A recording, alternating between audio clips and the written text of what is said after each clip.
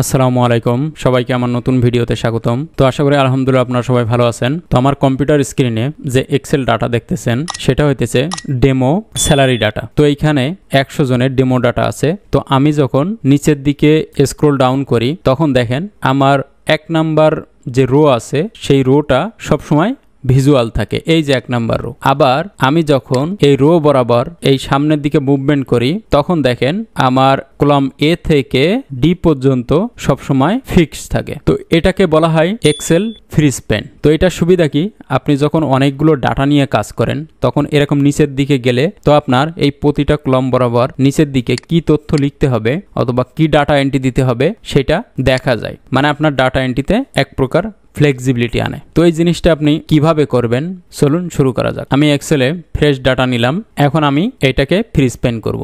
তো free span করার জন্য এক্সেল রিবনের এই যে ভিউ অপশনে ক্লিক করবেন। এইখানে ক্লিক করার পরে দেখেন এই যে ফ্রি স্প্যান অপশন চলে আসছে।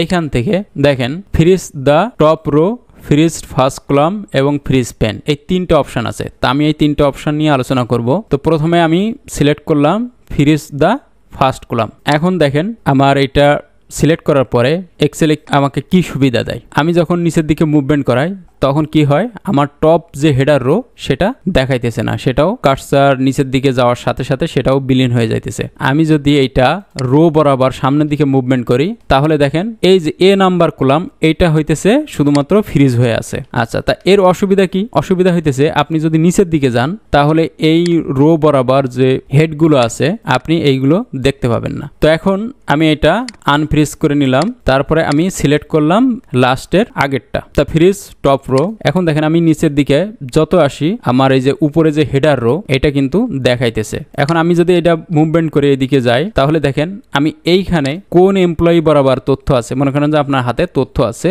এখন এইখানে আপনি কিন্তু আইডেন্টিফাই করতে পারবেন না যে এই পাশে কোন এমপ্লয়ি আছে। তো এই সমস্যা সমাধানে আপনাকে কি করতে হবে, আমি আবার আনফ্রিজ করে নিলাম। এখন আপনি এই যে হেডার রো এবং যে বরাবর তথ্যটা রাখতে চান, মনে করেন আমি এই হেডার রো রাখবো এবং এই 3টা কলাম আমার সবসময় থাকবে, তাহলে এই হেডার রো এবং এই 3টা কলামের পরে যে সেলটা আছে শুধুমাত্র সেই সেলটা সিলেক্ট করব, কোনো রো এবং কলাম সিলেক্ট করব না। এই হেডার, আমি আবারও বলতেছি, এই হেডার এবং এই 3টা কলাম, যে 3টা কলাম আমি দেখাইতে চাইতেছি তারপরে যে সেলটা থাকবে একদম ইমিডিয়েট সেল সেটা সিলেক্ট করব।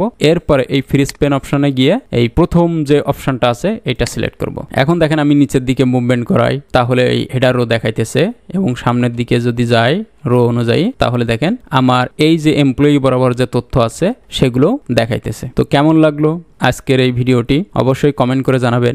আর এক্সেল বিষয়ে যদি নতুন কোনো কিছু জানার থাকে অথবা কোনো সমস্যা সমাধানের থাকে অবশ্যই সেটাও কমেন্টে জানাবেন। আর ভিডিওটি ভালো লাগলে লাইক দিতে ভুলবেন না এবং অন্যদের জানানোর জন্য ভিডিওটি অবশ্যই শেয়ার করবেন। ধন্যবাদ সবাইকে। আসসালামু আলাইকুম।